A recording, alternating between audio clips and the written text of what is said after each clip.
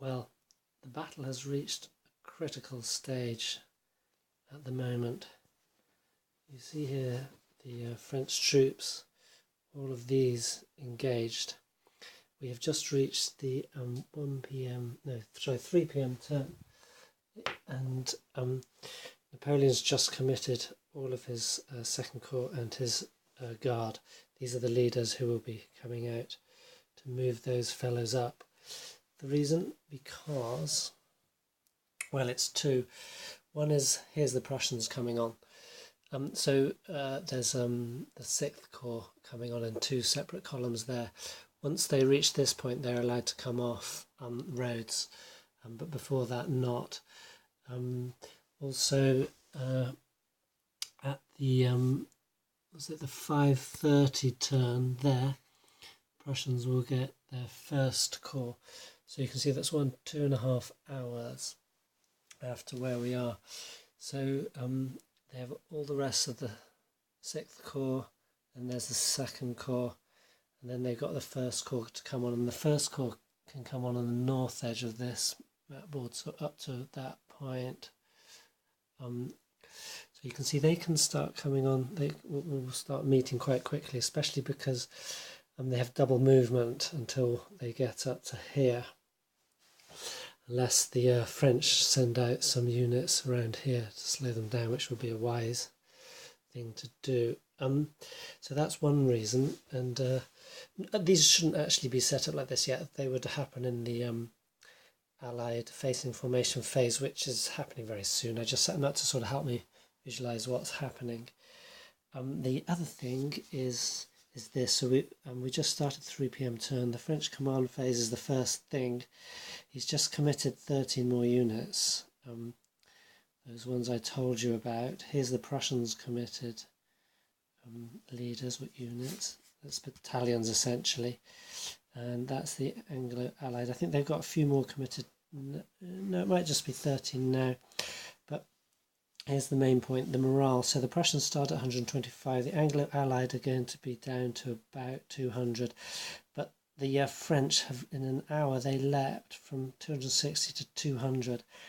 That was because they took some massive losses. There was about 25 strength points of losses in skirmishers and regular units. You can see they've got 3 units completely shattered, one Anglo-Allied. So they took massive losses in that turn, and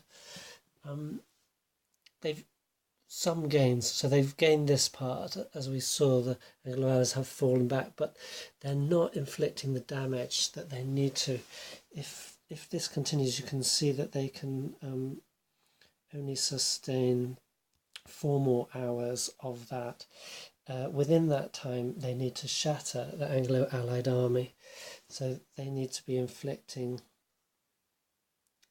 basically, because they're going to be about the same 200, they're going to have, and they've got more committed units, double the Anglo-Allied, so they're going to have to be committing close to double the losses that they are taking upon the Allies. And that's going to be tricky, because, you know, it's hard on attack, because you take losses as you're moving up and so forth before you can start dealing damage to the enemy. But because I think I should have really committed this corps earlier, and there should have been massive attack earlier instead of this one just kind of slowly moving up. So just to completely dislodge the Anglo-Allies. The other thing which I think was my fault as Napoleon was that, or at least as his local commanders, was the Dutch units over here, they were deployed around here. They took quite a sound beating, moved back. You can see back here, these are routed units.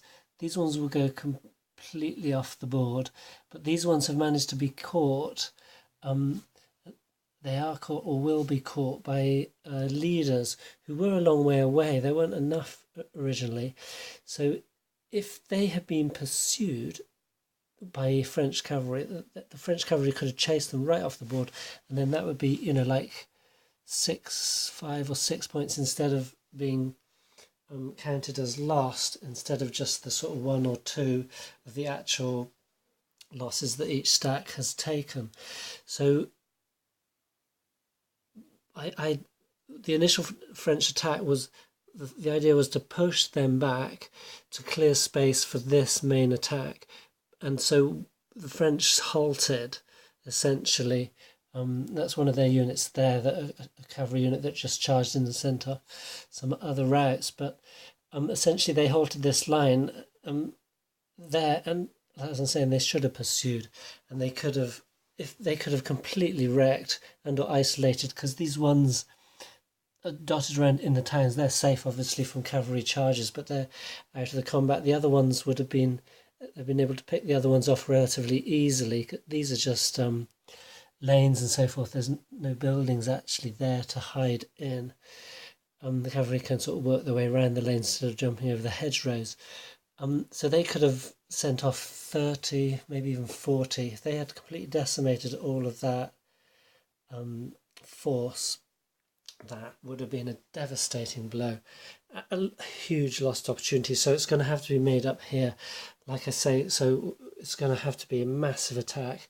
So essentially the 6th Corps will be sort of moving up that way, trying to come round here. 2nd Corps will be slamming into them here, and the Guard will be sort of moving up on the apex, trying to go right through. The idea, just to sort of burst through the lines so that routed units don't get a hit again and route further, and so fall back further and hopefully push the whole line back so that the whole army starts streaming off the end there. If we demoralise the Anglo-Allied army, then it causes some form, I can't remember exactly, but it's some form of demoralisation to the Prussians. So even without them taking losses, they would start taking morale or effectiveness hits because of that loss, which would then make them, because we have to demoralise both as the French to win, but it would make them a much softer target, so that even if the French are close to breaking morale point, they could perhaps pull back and deal with a much softer enemy over there. So that is the idea, is the historical Waterloo plan: destroy Wellington's army before Blucher, and was it Bülow? Before Blucher's army, commanded by Bülow, need to be met. But like I said, I think I should have committed these earlier. I thought I was saving morale, but in actual fact it just meant that they were taking a lot of hits without dealing hits. So I think I should have committed them sooner. I didn't want to exhaust the army, but if they had, all of these had attacked sooner, I don't know. It's a bit moot, because one thing this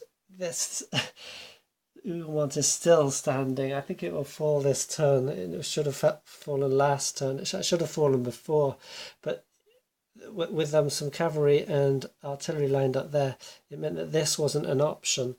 Now we brought up cavalry, French Cavalry Corps, the Anglo-Allied cavalry was ceded, so there just wasn't the space to move up before. I should have made space earlier, but it is interesting to see how key that was.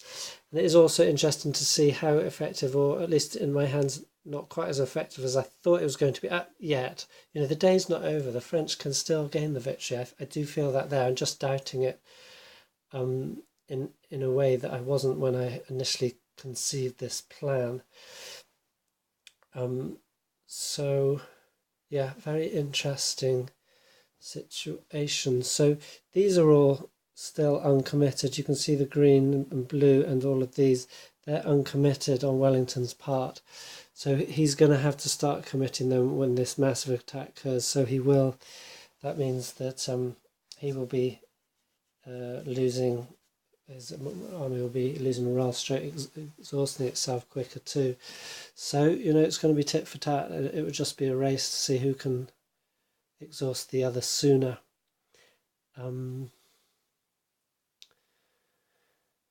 Yeah, well, that's where we're at. Just a quick record, a quick update on the battle.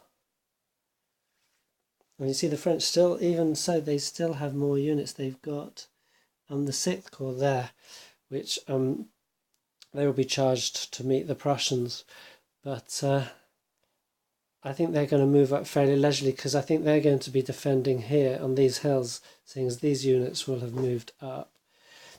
I don't know. They're going to take a while to get up there, aren't they? So I don't know. We'll have to see. As I'm going to be Napoleon nervously looking over to see, well, not nervously, but looking over to check how quick the Prussians actually move and calculating how quick. I need my sixth. That's the sixth corps. Oh yeah, that's sorry. So I've been calling this the sixth corps. That's the second corps. So how quick my sixth corps can move. We've also got the Guards cavalry there who have not been brought on. So that'll be good, and let's see what happens.